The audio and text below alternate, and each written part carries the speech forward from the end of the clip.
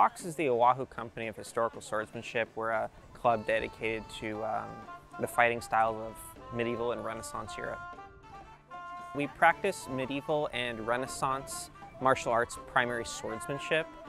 We cover German longsword, Italian rapier, some dagger, some spear, some sword and buckler.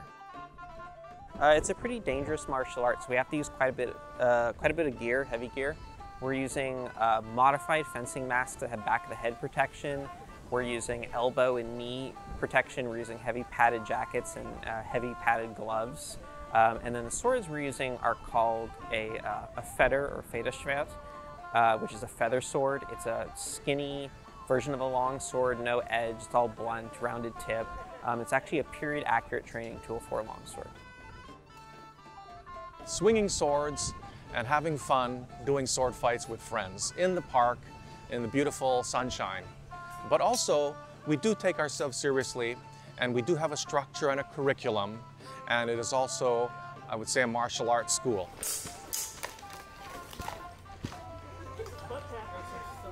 So we try to achieve the sweet spot between just the fun sparring with friends in the park, but also we teach any newcomers how to sword fight in the specific medieval, Italian, or German style. That was a terrible throw. Here we are in Honolulu, which is like the national capital of Asian martial arts. So I'm from here, so I grew up doing kung fu, karate, jiu-jitsu, right? Which is great.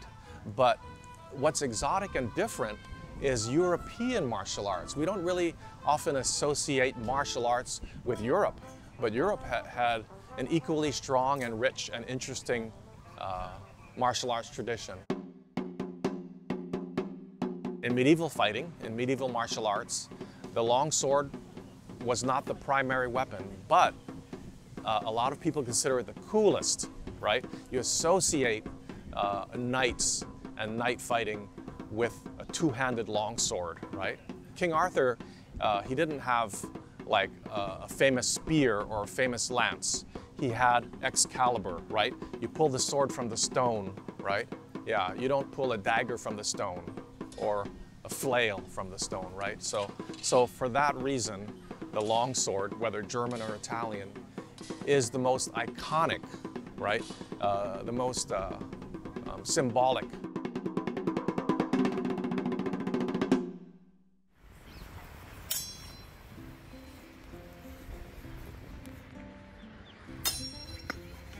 When I first started doing it, it was very scary to have a 3-pound steel bar being swung at your head. But now I'm used to it. It's just really thrilling to do. It's very exciting to, be, edge to edge with somebody, to, be swinging these swords at each other. I love the people who come. They all have a passion for the weapon. They all bring their own experiences, and different backgrounds in martial arts to it. It makes it a very interesting and a unique place to hang out and practice this stuff. It's like living history. A lot of us here are amateur historians, and we love to read about the Middle Ages and the Renaissance, and this is a way to kind of live it out. I mean, certainly it's good exercise, and it's fun, right? So some of us, maybe we might be bicyclists or marathon runners or weightlifters, but that's kind of boring to me and to most of us here. To get our exercise from fighting with swords, I mean, what could be more romantic than that, right?